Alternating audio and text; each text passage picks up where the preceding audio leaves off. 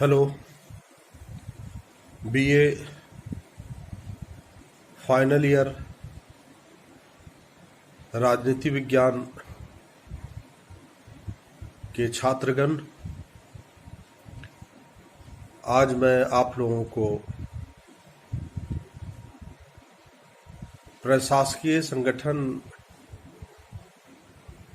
के मुख्य आधार के बारे में बताने जा रहा हूं। संगठन को प्रशासन का एक महत्वपूर्ण अंग कहा जाता है। संगठन में विभिन्न व्यक्तियों के बीच कार्यों का बंटवारा कर दिया जाता है और उन कार्यों के बीच समन्वय स्थापित किया जाता है। इसी कारण कहा जाता है कि संगठन विभिन्न व्यक्तियों के बीच कार्य को बांटने की एक रीति है। प्रशासन में कार्यकुशलता बनाए रखने के लिए आवश्यक है कि व्यक्तियों के बीच कार्यों का बंटवारा कुछ सिद्धांतों के आधार पर कर दिया जाए। इसे हम लोग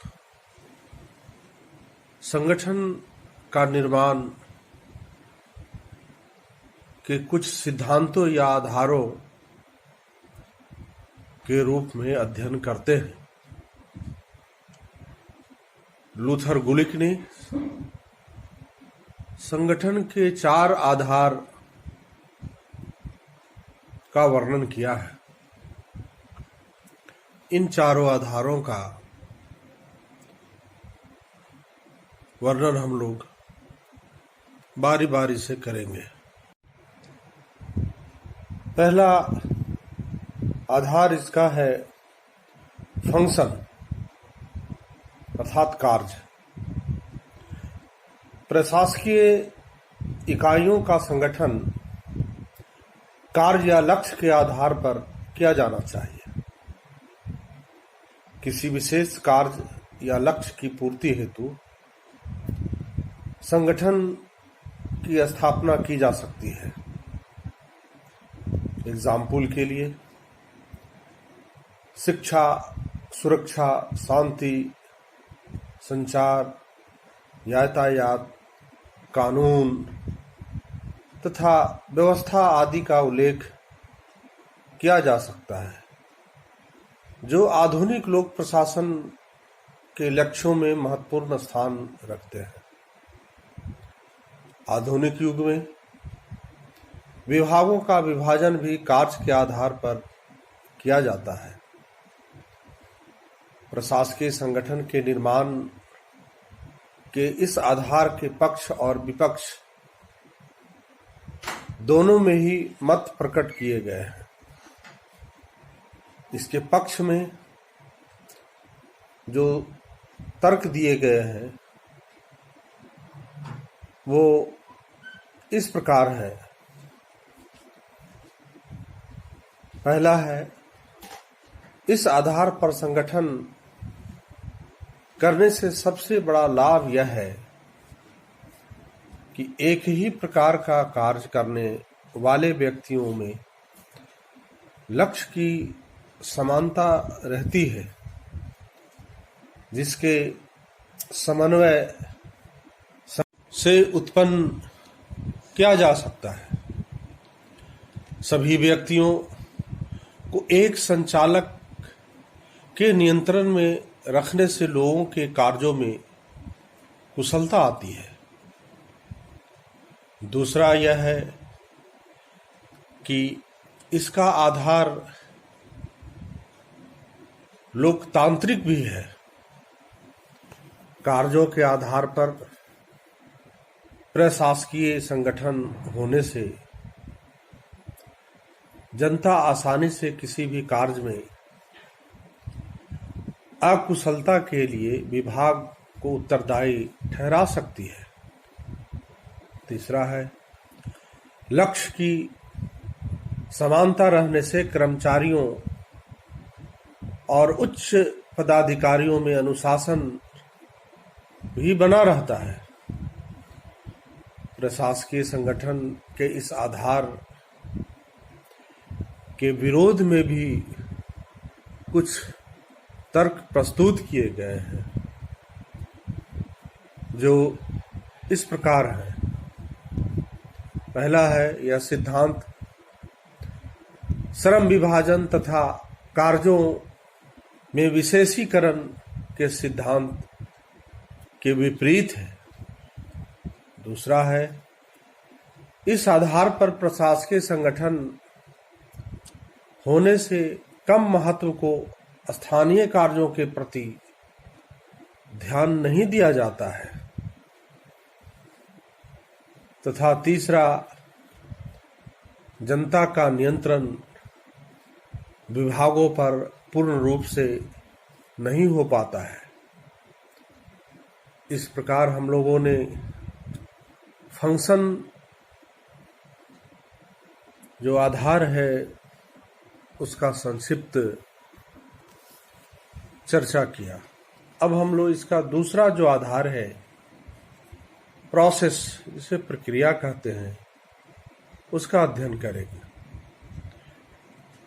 संगठन के निर्माण का एक अन्य आधार प्रक्रिया या व्यवसाय भी है।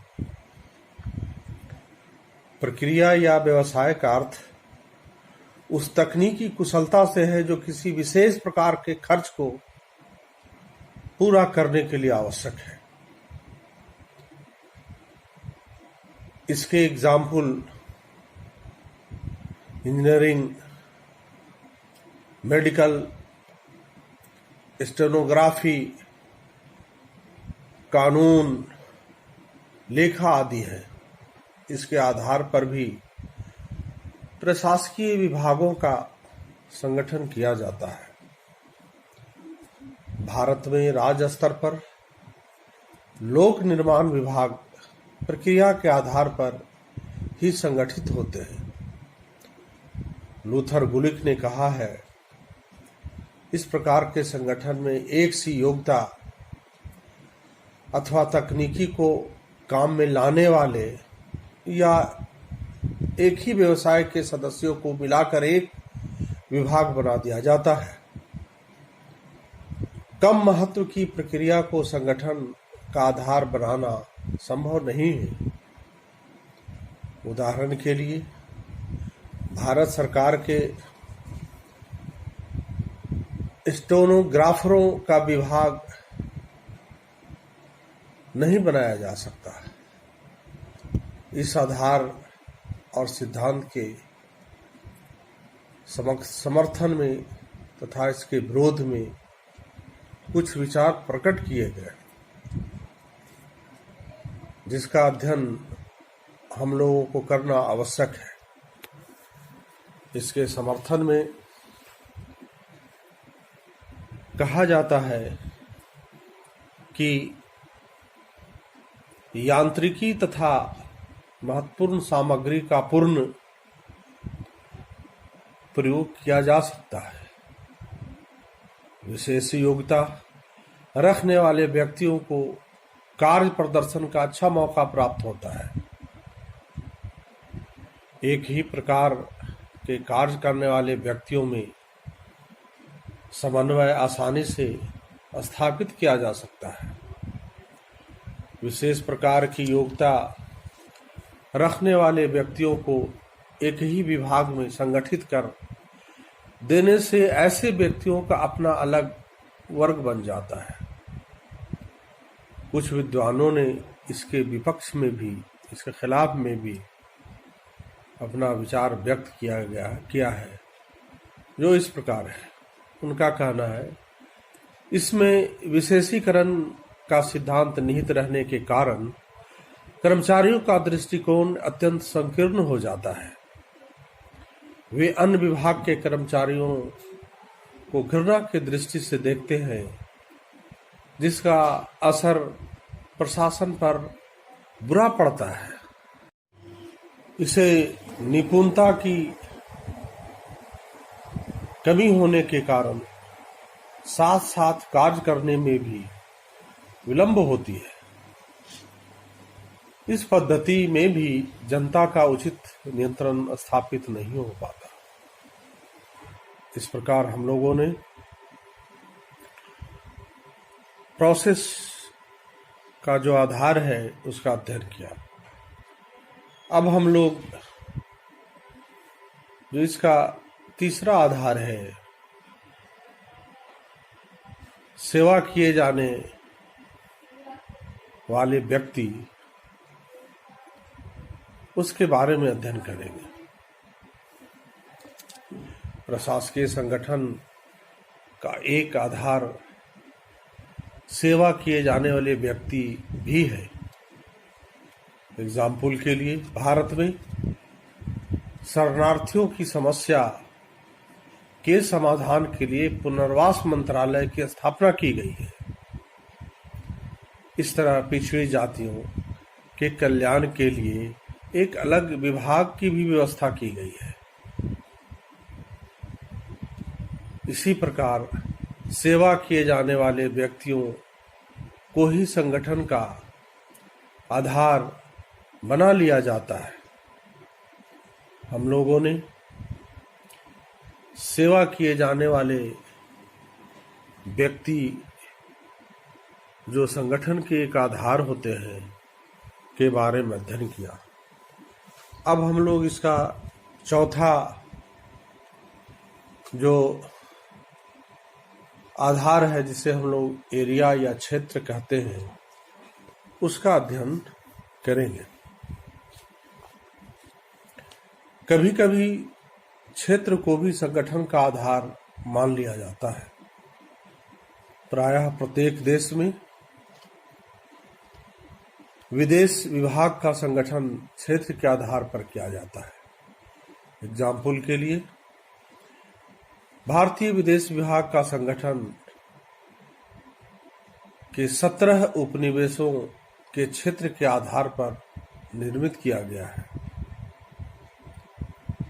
इसी तरह भारतीय सेना का संगठन भी 3 क्षेत्रों के आधार पर किया गया है: दक्षिणी, पूर्वी एवं पश्चिमी कमान। भारतीय डाक व्यवस्था एवं रेल विभाग का संगठन भी लगभग इसी आधार पर किया गया है। प्रशासकीय संगठन के 4 वर्णित आधार पर हम लोगों ने विचार किया। इन आधारों पर विचार करने के बाद यही कहा जा सकता है कि यह निर्णय करना बहुत कठिन है कि संगठन का कौन सा आधार अधिक महत्वपूर्ण है। संगठन के विभिन्न आधारों की महत्ता सुविधा एवं परिस्थिति पर निर्भर करती है। यही बात इस प्रश्न के उत्तर में भी कहा जा सकता है कि प्रशासकीय संगठन